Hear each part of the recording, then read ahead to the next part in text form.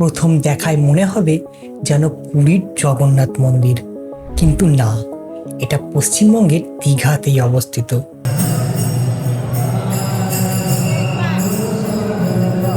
সমুদ্রের গর্জনের মাঝে লুকিয়ে রয়েছে এক অপূর্ব আধ্যাত্মিক স্থাপত্য, যা দেখতে প্রতিদিন ভিড় জমান হাজার হাজার মানুষ।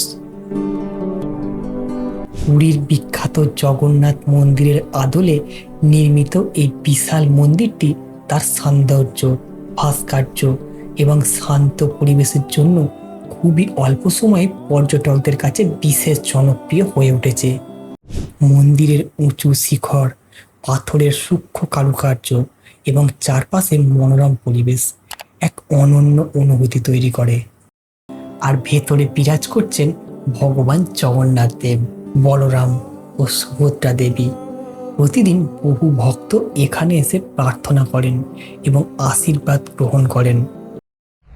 দিনের আলো হোক কিংবা সন্ধ্যার আলোকসজ্জা, এই মন্দিরের সৌন্দর্য যেন কয়েক গুণ বেড়ে থাকে সব সময়। আর শুধু দর্শনই নয়, এখানে প্রতিদিন ভক্তদের জন্য রয়েছে মহাপ্রসাদের ব্যবস্থাও।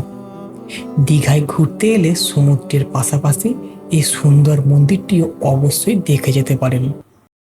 আর এই ধরনের ভিডিও দেখতে চাইলে আপনারা কিন্তু আমাকে অবশ্যই ফলো করতে পারেন।